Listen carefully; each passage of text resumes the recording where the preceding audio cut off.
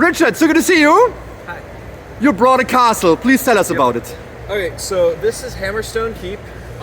It's a castle I'm working on for literally years.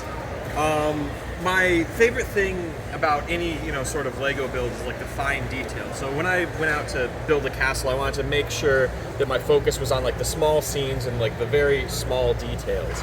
So to that effect, unlike a lot of, castle models you'll see, the castle itself is, has full internal detail, all the rooms.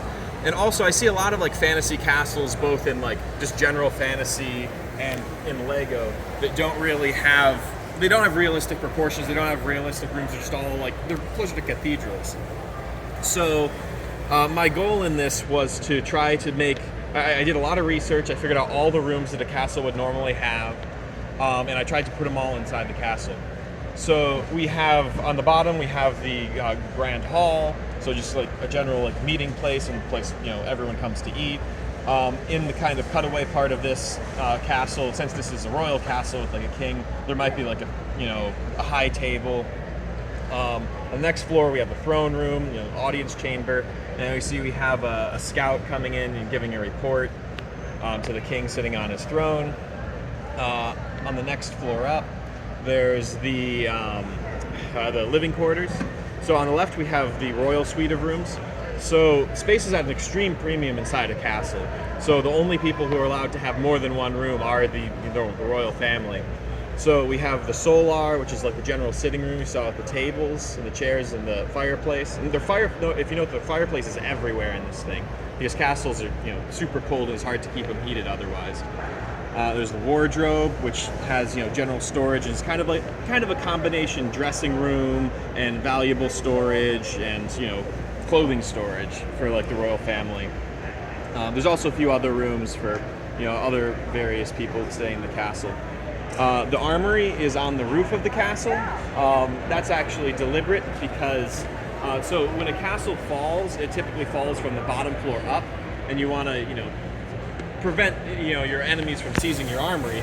Otherwise, they can turn your weapons against you. In the front here have like a little marketplace, and so there's a little livestock pen. So they would always be sure to keep some livestock inside the castle, inside the keep walls, because in the event of a siege, you'd want those on hand rather than out in the fields. I've got market with various scenes happening there. Got a jester, got a criminal trying to run away with the noble's bag of gold, and is about to get hit in the face by one of the market guards. He's not looking where he's going. I've got the front wall, which has a gatehouse with double portcullis. If I step around this other side, I can actually show you this top part lifts off, and the portcullis actually, it's fully functional. I can raise and lower it. If you see in the front, it's fully functional.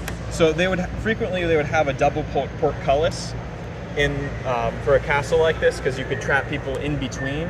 And in between, there's arrow loops in the sides, kind of hard to see buried in there. So people in these towers could shoot inward to people trapped between the portcullises. And there's also murder holes. Murder holes are these holes up here at the top where, it drops down directly where the attackers would be walking by, and you drop whatever you have on hand into it. So here I have a bucket of hot sand.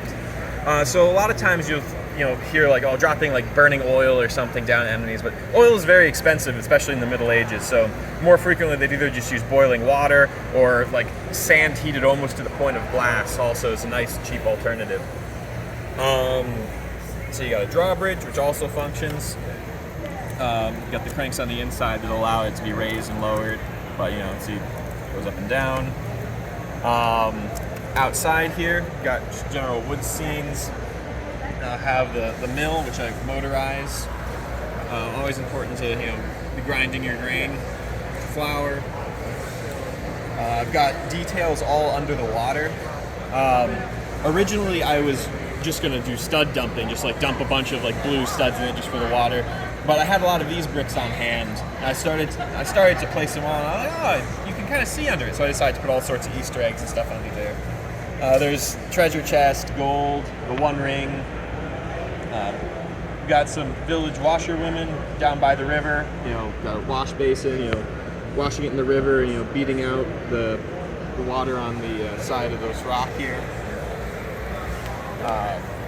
We got a cornfield over here. And yes, I'm aware that corn is not a European crop, but this is a fantasy castle. It doesn't necessarily take place in Europe. All allowed. All right. I got a dry moat.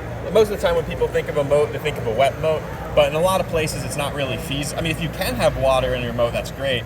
But a lot of times, it's not really feasible to, especially this is supposed to be more of like a mountainous castle. Yeah. So you just have like spikes or other debris down there to make it hard to traverse without actually water flowing through it.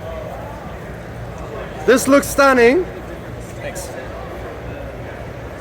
So is this done, or would you like to add more? If I add more, which I might in the future. So originally it was just this keep part here. Yeah. And as I've been adding more parts to the front. So I think what would be next is I might build like a village scene right after the bridge over here, just to extend it further along. Maybe have like an inn, some stuff like that. So, and last question, tell us the name of the dragon right here. Actually, I haven't named the dragon. Didn't think of it. But yeah, So goodbye, Bob. Thank you so much. Bye bye.